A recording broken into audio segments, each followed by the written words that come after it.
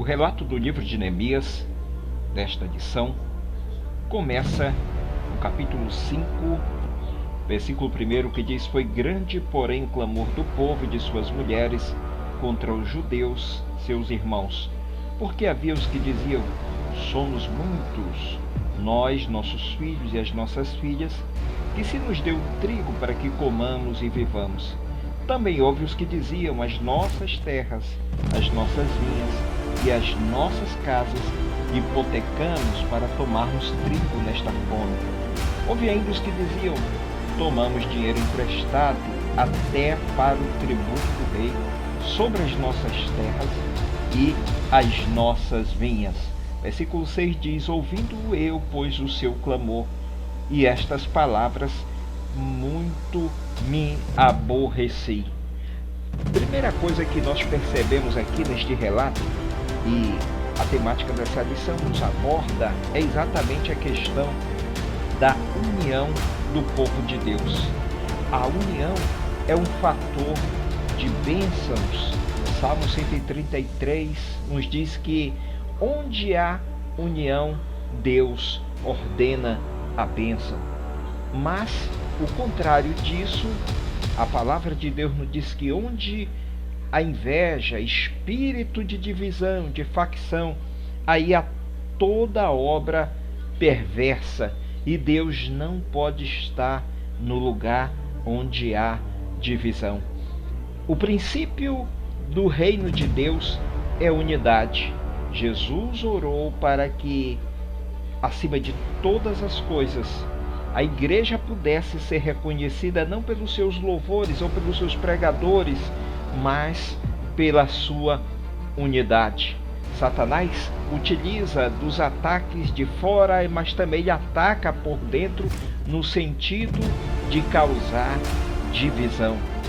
Curiosamente, a palavra divisão, ela é formada pelo prefixo di e visão, significando duas visões diferentes. Quando existem duas visões diferentes na igreja, no meio desta organização criada pelo Senhor, começa a haver divisão. Jesus orou para que fôssemos um, como Ele, o Pai e o precioso Espírito Santo, assim o são.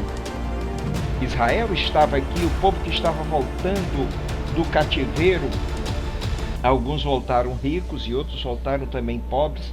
Os que estavam ricos começaram a exigir de uma forma avarenta juros acima do necessário, começaram a cobrar, começaram a trazer extorsão sobre aqueles mais pobres. E isso, com certeza, levou aquelas pessoas já a chegar até Neemias e reclamar do que estava acontecendo. Neemias não poderia de forma alguma deixar que aquela situação passasse de qualquer maneira. Neemias começou no intuito de solucionar o problema. Ele precisou confrontar aqueles mais poderosos que tinham seus recursos nas mãos, mas eram completamente individualistas e estavam pensando apenas em se dar bem. E Neemias chama-os a atenção, Neemias confronta o problema. Aqui vai uma adição importante para aqueles que lideram na obra de Deus ou em qualquer lugar, é que nenhum problema vai desaparecer por si mesmo. É necessário você confrontar as coisas que estão acontecendo. E o que me chama a atenção é que a atitude deles não era nada espiritual.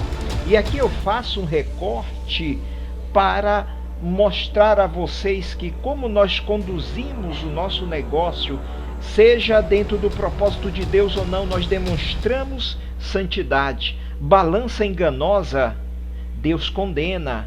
Usura, Deus condena também. Roubo, Deus condena. Então não adianta simplesmente você chegar diante de Deus, na casa dele, aos domingos, e orar e glorificar a Deus, mas você tem uma balança enganosa nos seus negócios.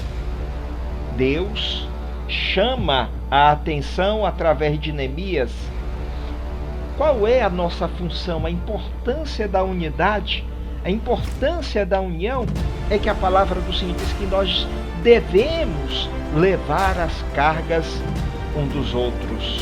É interessante que essa situação, essa motivação para levar as cargas uns dos outros, ela não surge por uma imposição do governo, não surge por imposição do pastor, mas é algo que brota de um coração que teme a Deus.